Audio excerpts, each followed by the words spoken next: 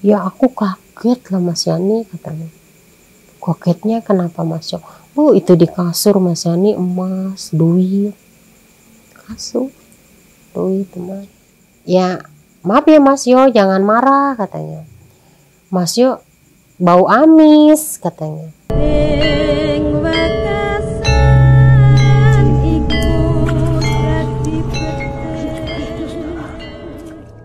Hai, selamat datang di Tabu Cerita Berhantu. Selamat malam, Ibu Yanti. Malam. Ketemu lagi ya sama Ibu ya? Ya, lagi-lagi Tabu Rekamedia menghadirkan Ibu Yanti. Karena banyak banget yang nanyain Ibu Yanti ini siapa? Kok bisa Ibu Yanti tahu tentang pesugihan? Dari mana? Banyak banget pertanyaan yang netizen penasaran ke Ibu Yanti.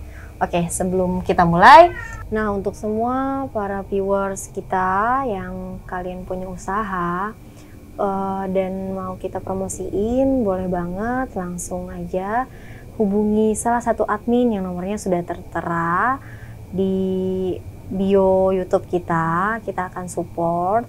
Contohnya ada salah satu layanan yaitu Infus Whitening Tangerang dari Laster Day. Di situ menyediakan berbagai macam kebutuhan khususnya para wanita. Ada infus whitening yaitu untuk mencerahkan tubuh kalian. Juga ada infus imun booster dan Fitse dan masih banyak lagi. Dan gak hanya untuk wanita tapi juga bisa laki-laki perawatan juga. Mungkin lebih lengkapnya kalian hubungi langsung ya.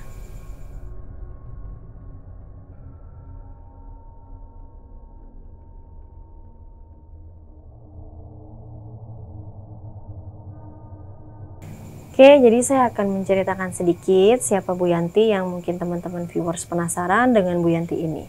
Bu Yanti adalah salah satu orang yang sejak kecil dan saat itu Bu Yanti tinggal di salah satu kampung yang ruang lingkupnya di mana tetangganya atau pokoknya nggak jauh dari rumah Bu Yanti itu menjadi salah satu pelaku pesugihan.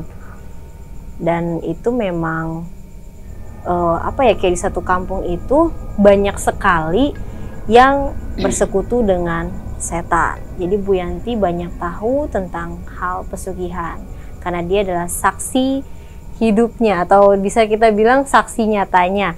Bu Yanti menyaksikan sendiri. Saya akan mempersilakan Bu Yanti bercerita seputar tentang pesugihan. Assalamualaikum warahmatullahi wabarakatuh. Ketemu lagi dengan saya. Yang pasti orang penasaran cerita pesugihan. Di kala lewang lingkup saya, dari kecil saya udah nggak asing ngedenger seperti itu. Sampai saya udah berumah tangga pun masih saya ngalamin seperti itu, ngedenger gitu. Lagi-lagi itu lagi ceritanya nggak jauh kayaknya ya. Jadi saya tahu tentang pesugihan gini-gini, orang yang mengalami tapi saya yang mendengar gitu loh. Nah kali ini saya mau bercerita tentang pesugihan ular. Dibilang percaya kita nggak percaya, dibilang nggak percaya kita percaya. Namanya gaib ya. Ini mah bukan ini orangnya sendiri yang itu sahabat suami saya. Itu dia baik banget, orangnya suka curhat ngeluh. Tapi sama orang mah nggak mungkin dia curhat ngeluh ya. Nggak mungkin curhat ngeluh karena itu sangat pribadi ya.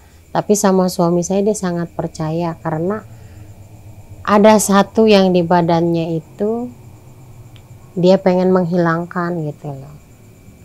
Nah kan ditanya sama suami aku, emang awalnya gimana Mas Yo, katanya gitu. Tapi Mas Yo itu bukan orang susah. Dia pengusaha bisnis makanan. Ya kalau kita sebutin suatu produknya kita nggak enak ya, takut semua. Pokoknya tentang kuliner lah, macam seputar lah. Tapi dia banyak ininya, cabang-cabangnya banyak itu yang namanya di Jakarta ya.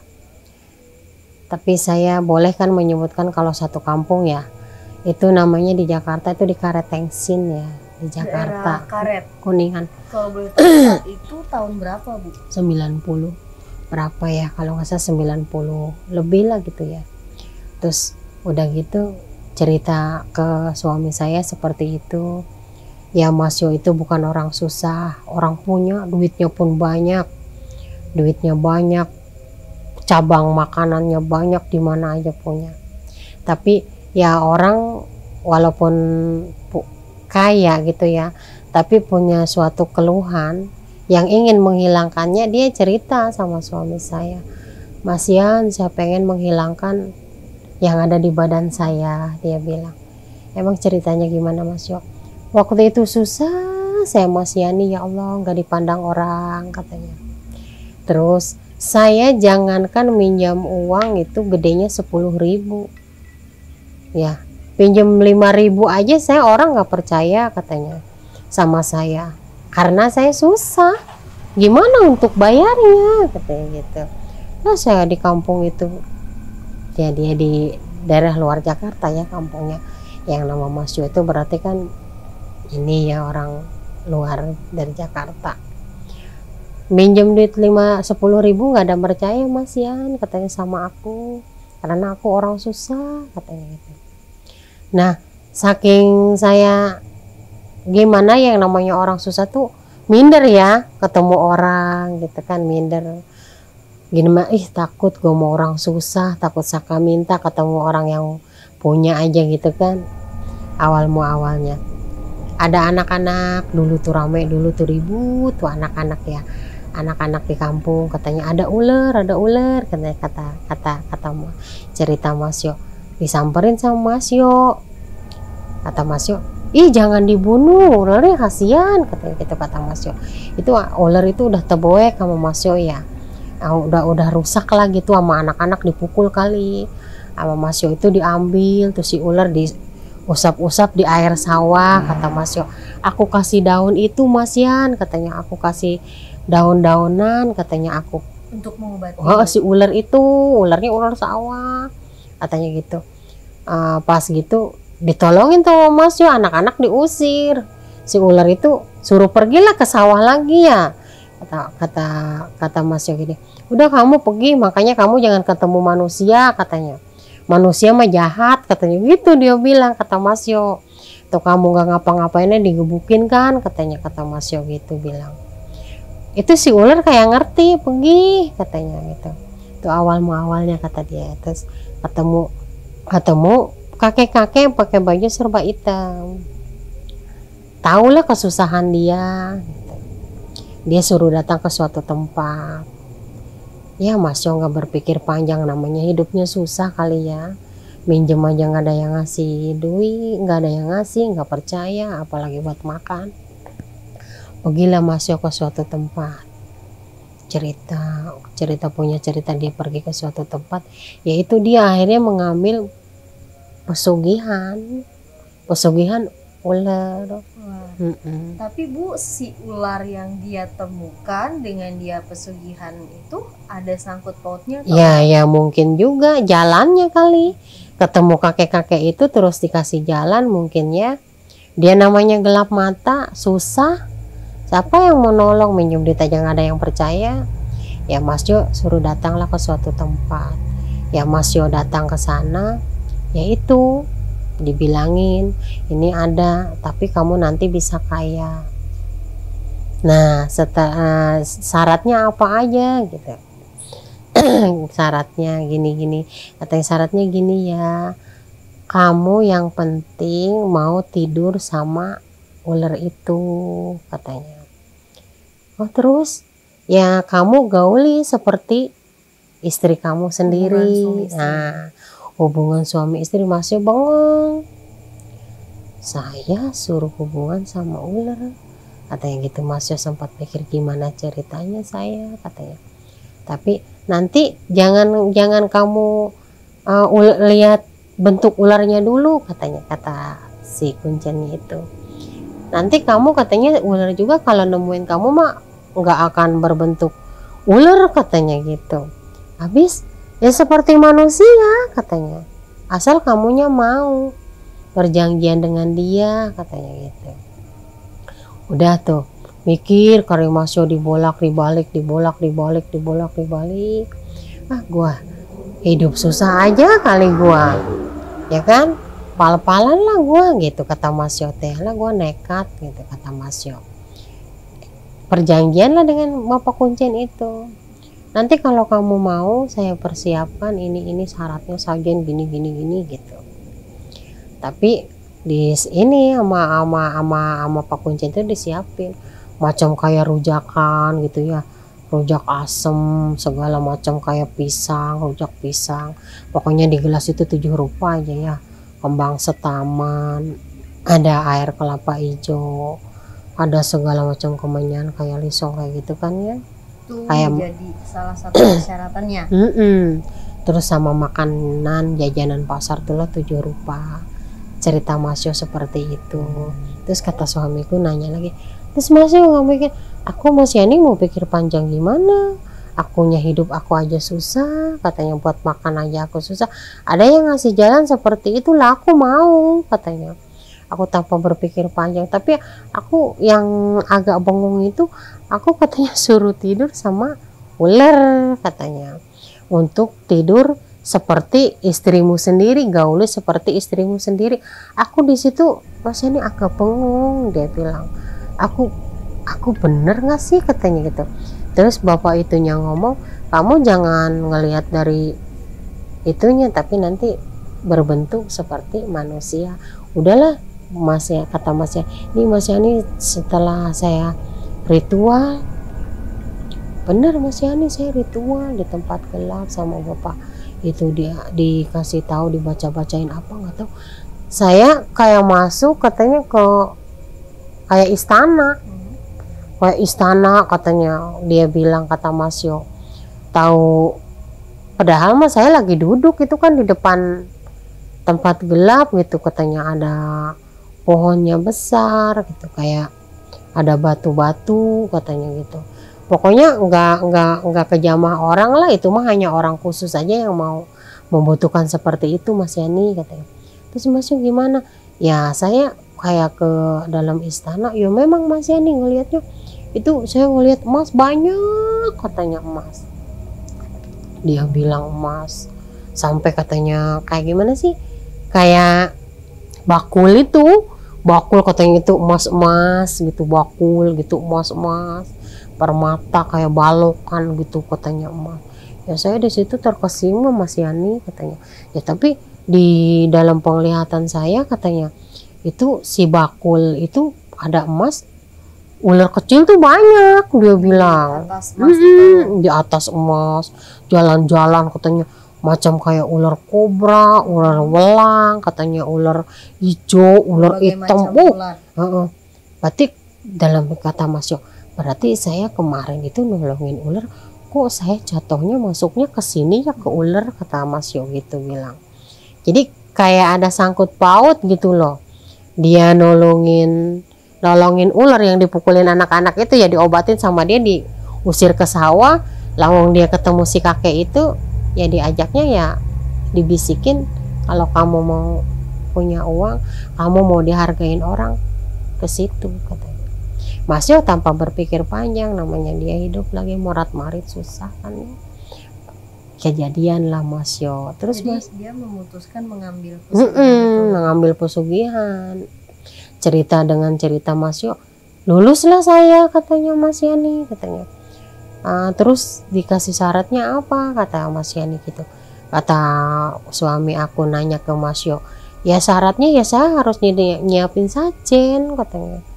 Sajen tuh malam Jumat katanya mesti ada katanya. Terus saya mesti punya kamar khusus, 1 kamar dia bilang, dihias, dia bilang mesti pakai bunga. Nanti datang katanya, taruh dulu sajen di situ, nanti kamu siap melayani dia, datang nanti.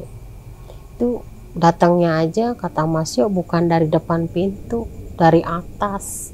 Jadi atas rumah, jadi kayak turun gitu. Iya kata Mas Yo juga pas pertama datang mah emang wujudnya tuh, tapi Mas Yo udah nggak takut katanya, udah nekat dia bilang.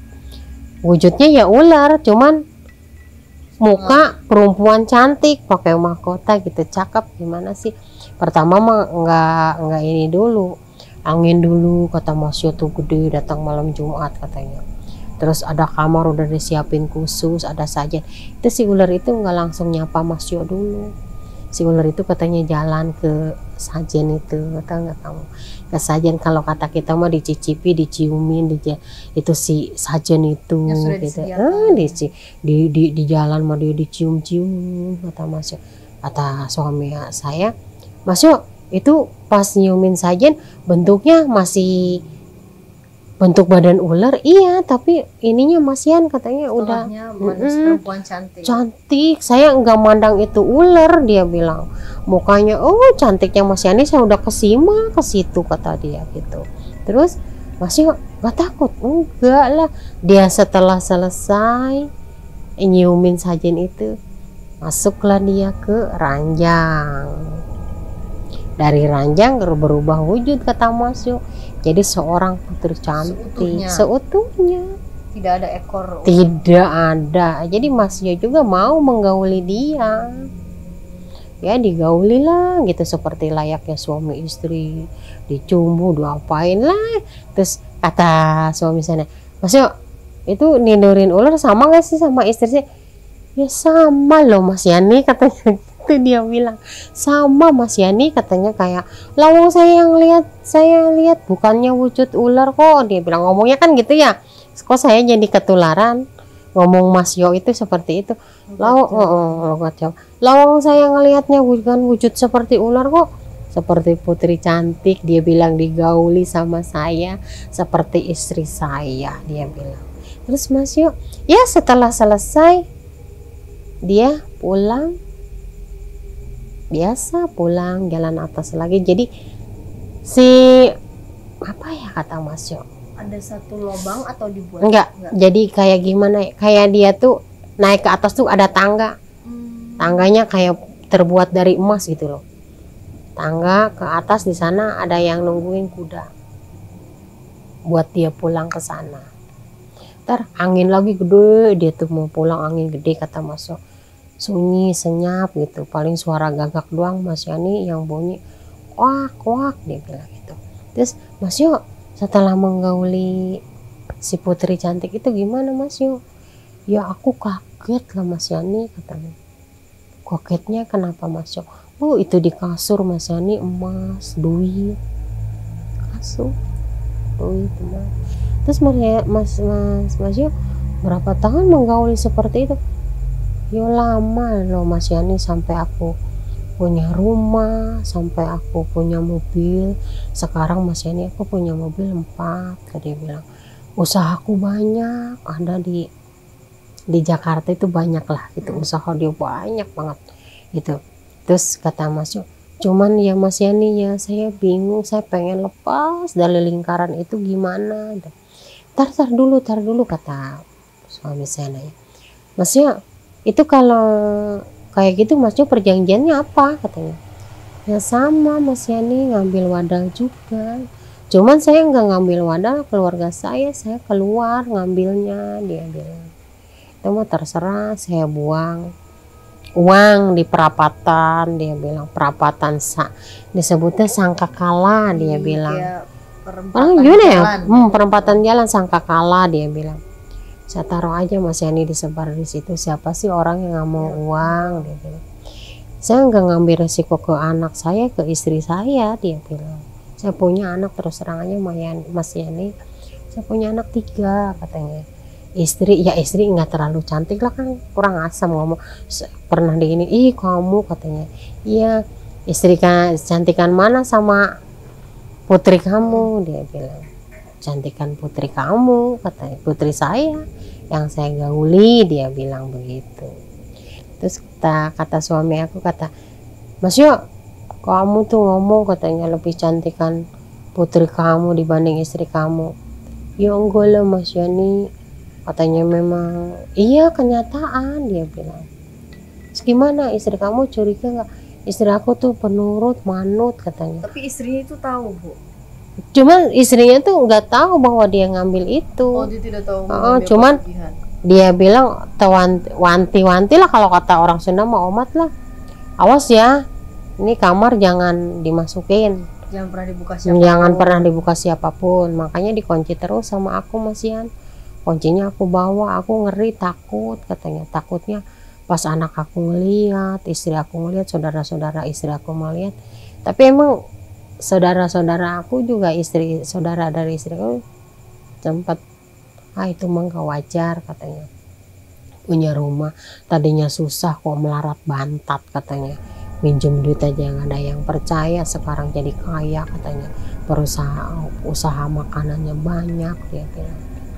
Ya cuman itu tadi bilang sama suami saya, Mas Yan, walaupun uang saya banyak, rumah saya bagus katanya, ya usaha saya nggak menjamin saya bahagia, Mas Yan.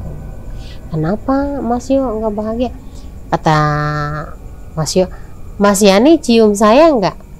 Cium gimana rasanya katanya, kata Mas Yo itu.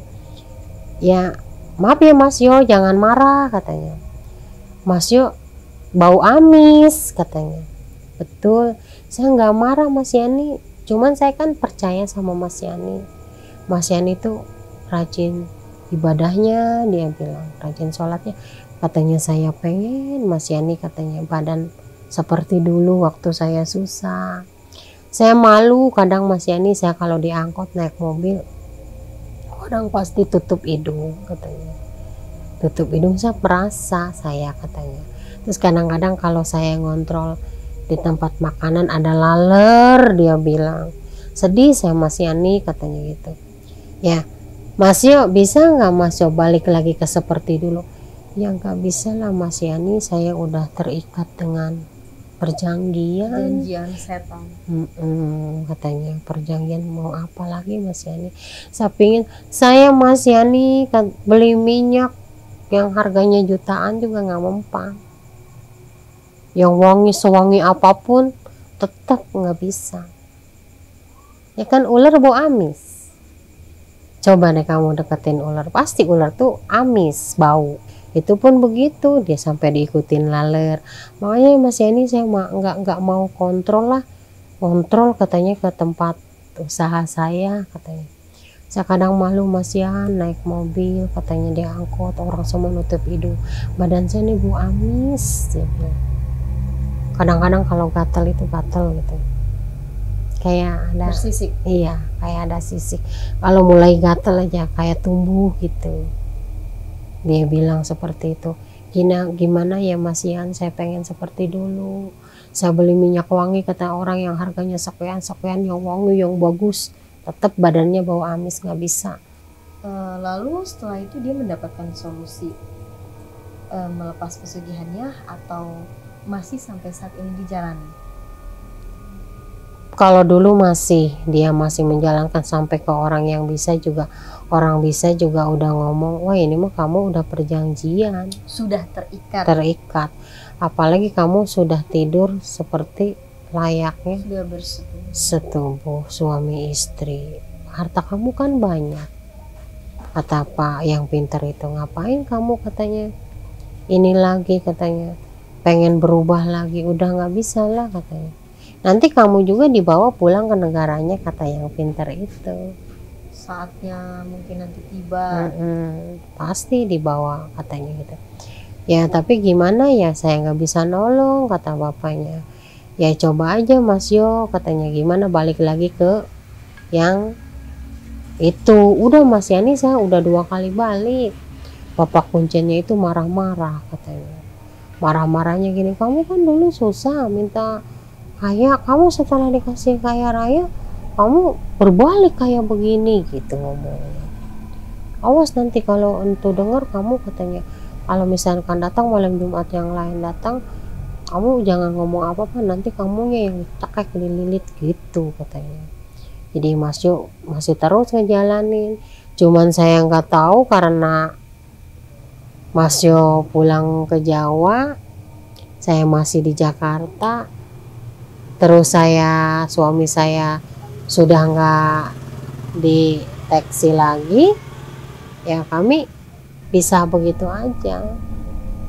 Itu nggak ada ini lagi, nggak ada hubungan, Sudah tidak ada kabar. tidak ada. Memang terakhir berarti beliau masih melakukan pesugihan Masih. itu, masih menjalani. Masih. Baik, sedikit saya mau ada yang mau saya tanya.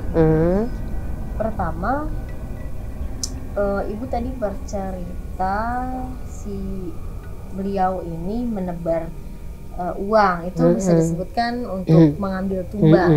Itu setelah ditemukan, yang menemukannya akan langsung meninggal atau bagaimana? Ya pasti meninggal lah, karena kan itu udah dikasih tanda ciri uang itu bahwa untuk mengambil wadah, siapa-siapa yang mengambil uang ini bawa sama kamu ke negara kamu.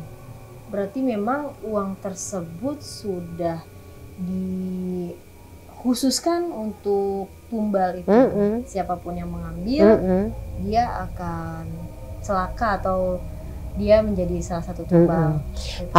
Pasti dia ngebuangnya itu di perapatan, kalau kata orang Jawa sangkakala ya, di sangkakala perapatan 3 atau apa itu ya, perapatan 4 atau 3 sih yang suka di perapatan itu. Kalau banyaknya tumbal itu di perempatan biasanya yang ada 4 gitu. Karena saya pernah juga menemukan satu uang, dia tidak wajar, memang mungkin ibu juga pernah menemukan atau teman-teman yang lain gitu ya. Hati-hati ya, karena jangan main ambil uang. Tuh 50.000 itu sampai 5 biasanya 5 lembar uang. Itu sudah tidak wajar menurut saya. Waktu itu saya ambil, tetap ambil, dan uang itu hilang. Dan paling parahnya dulu Bu, ada salah satu teman saya menemukan 2 lembar uang kertas 100 ribuan. Dia bagi ke saya tidak mau karena saya tahu. Saya bilang ke dia hati-hati. Tapi karena dia tidak mungkin percaya. senang ya, siapa sih yang nggak senang nemu uang. Dia kasihkan ke ibunya, keesokan harinya ibunya meninggal. Ya iya gitu. Mungkin sama halnya dengan itu. Cuman Mas Yo itu karena nggak mau dia menumbalkan anaknya, menumbalkan istrinya, saudaranya. Kalau masih ada tuh orang lain katanya di jalan, siapa sih? Mas Yan, saya juga nggak mau seperti ini, cuman karena kebutuhan hidup. Cuman saya juga mengakui saya salah, Mas Yan. Saya pengen balik lagi seperti semula, cuman gak bisa, ini badan saya sampai sekarang bau amis. Dia sambil nangis, saya dengerin, saya juga kayak gitu. Mungkin beliau semoga saat ini sudah tidak bergelut di pesugihan ya, itu. menta-menta. Tapi yang namanya udah terikat itu susah, nggak bisa, karena dia udah menikmati hartanya. Sudah mengikat. Iya. Nggak. Setelah itu ya Mas Yo pergi, hilang kontak, saya hilang kontak. Tapi kadang-kadang ada tuh anak buahnya namanya si Parman ya. Man, Mas Yo di mana? Di sana Mas, katanya. Di kampung, katanya gitu. Ngurusin sawah, dia bilang. Oh, di sini dihandle sama anak buahnya semua. Iya Mas, katanya. Tuh, paling kita tanya-tanya begitu aja. Makanya siapapun itu mohonlah, jangan sesusah apapun terpincut dengan pesugihan.